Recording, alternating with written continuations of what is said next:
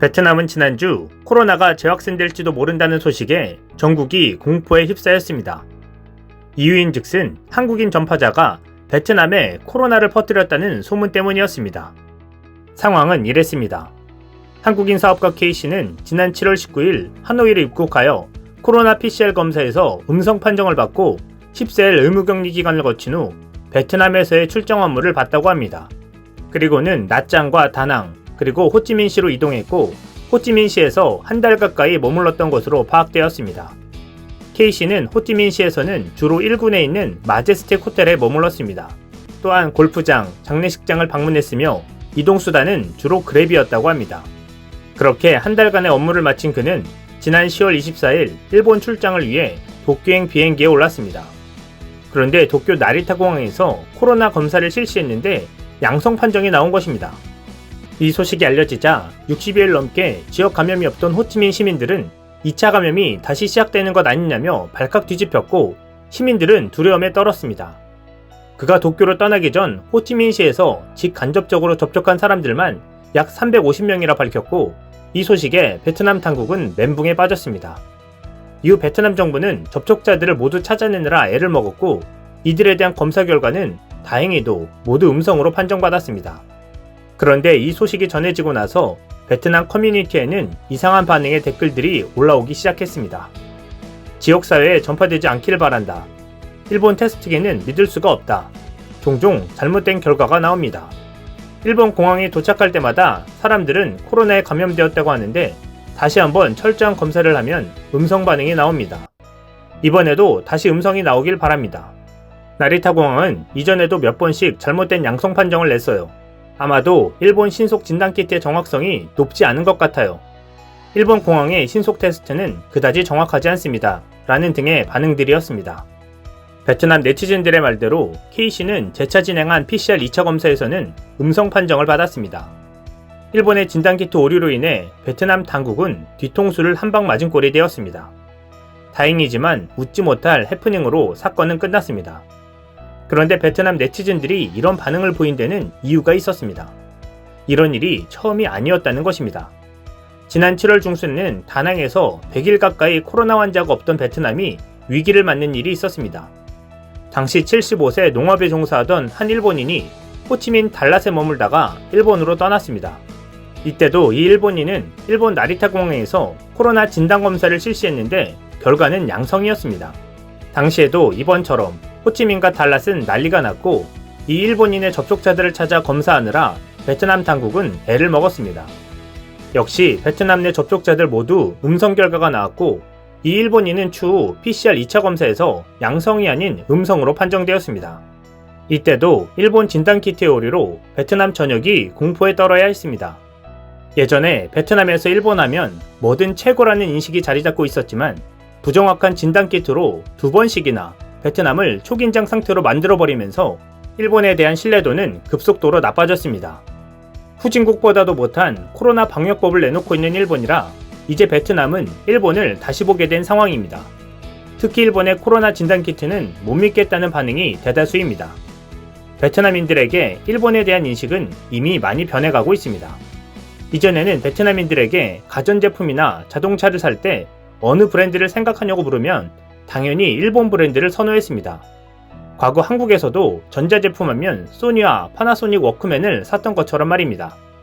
그래서 베트남인들에게 가전제품은 소니나 샤프였고 자동차는 도요타 아니면 혼다였습니다. 그러나 지금 물어보면 가전은 삼성과 LG이고 자동차는 현대와 기아가 그 자리를 차지해버렸습니다. 과거 베트남인들이 한국 브랜드를 괜찮은 성능에 조금 저렴한 가격 덕에 샀었다면 이제는 상황이 역전된 것입니다.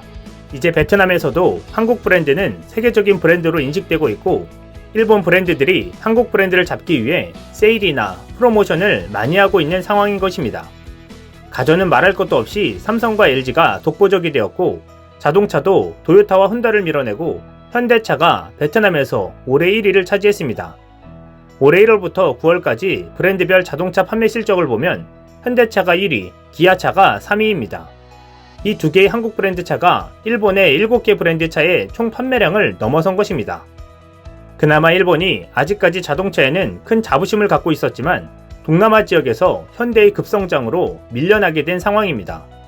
그도 그럴 것이 베트남인들의 인식에는 한국차 브랜드는 몇 년 동안 계속해서 변화를 시도하면서 새로운 감성을 불러일으키는 데 반해 일본 차는 같은 차량을 오래 우려먹으면서 발전이 없다는 것입니다. 또한 현대차의 뛰어난 성능과 디자인, 그리고 합리적 가격도 메리트라고 합니다. 베트남에서 한국 브랜드에 밀려난 일본 가전제품과 자동차의 부진, 그리고 선진국이라 믿었던 일본이 한 번도 아닌 두 번씩이나 진단키트 오류를 일으켜 베트남에서의 일본의 이미지는 추락하고 있습니다. 이에 일본은 자동차만이라도 살리기 위해 베트남에 조립공장을 마련하고 나섰습니다. 여기에는 베트남 정부가 코로나19 여파로 침체된 자동차 산업을 지원하기 위해 자국 내에서 조립한 완성차 생산 및 구매 시 각종 인센티브를 적용하고 있는 점도 크게 작용한 것으로 보입니다. 또한 베트남 현지 생산을 통한 판매로 수익을 극대화할 발판이 마련됐기 때문입니다. 현지 생산으로 전환한 일본차 브랜드들이 각종 인센티브 정책을 통해 가격이나 품질 관리 등 경쟁력이 갖추게 되면 베트남 자동차 시장 패권을 두고 정면 승부가 불가피할 전망입니다. 한편 한국은 이 여세를 몰아붙여 인도네시아에서도 돌풍을 이어갈 채비를 하고 있습니다. 현대자동차가 인도네시아에 최초로 전기차를 출시하며 K전기차 시대를 예고했습니다. 5일 현지 매체 수아라에 따르면 현대차는 오는 6일 인도네시아 공식 유튜브 채널을 통해 아이오닉과 코나 일렉트릭 등 전기차 2종을 출시할 예정입니다. 현대차 인도네시아 법인은 최근 현지 매체에 초청장을 보내 현대차는 인도네시아 순수 전기차 생태계의 판도를 바꾸는 기업으로서 아이오닉과 코나를 통해 스마트 친환경 기술을 도입하고자 한다라고 말했습니다. 구체적으로 공개되지는 않았지만 아이오닉과 코나 일렉트릭 현지 판매 가격은 6억 루피아, 약 4,720만원 수준으로 알려졌습니다. 인도네시아는 전기차 허브를 목표로 전기차와 충전소 등 인프라 보급을 적극적으로 추진 중입니다. 경제 성장과 석유 매장량 고갈로 에너지 수입량이 느는 데다 수도 자카르타의 대기오염 문제가 대두되고 있기 때문입니다. 인도네시아 정부는 발리섬과 자바섬 등에 충전소를 갖추고 전기 이륜차 사업을 벌이고 있습니다. 또한 그랩과 고잭 등 차량 공유업체가 진출해 전기차 공유 서비스를 제공하게 됩니다. 현대차는 그랩과 손잡고 아이오닉 전기차를 올해 1월부터 수카르노 하타공항에서 운행 중에 있습니다. 업계 관계자는 현대차가 인도네시아에 전기차 공장을 건설할 예정이라며 배터리 생산업체인 LG화학도 현지 공장 건설을 검토 중인 것으로 알고 있다고 말했습니다.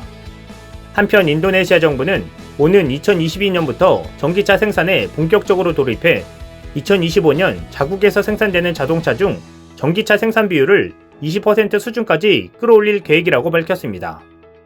진단키트 오류로 촉발된 일본의 이미지 추락과 함께 동남아시아 시장에서 한일 간의 경쟁이 가열되고 있는 상황입니다. 이상 시온TV였습니다.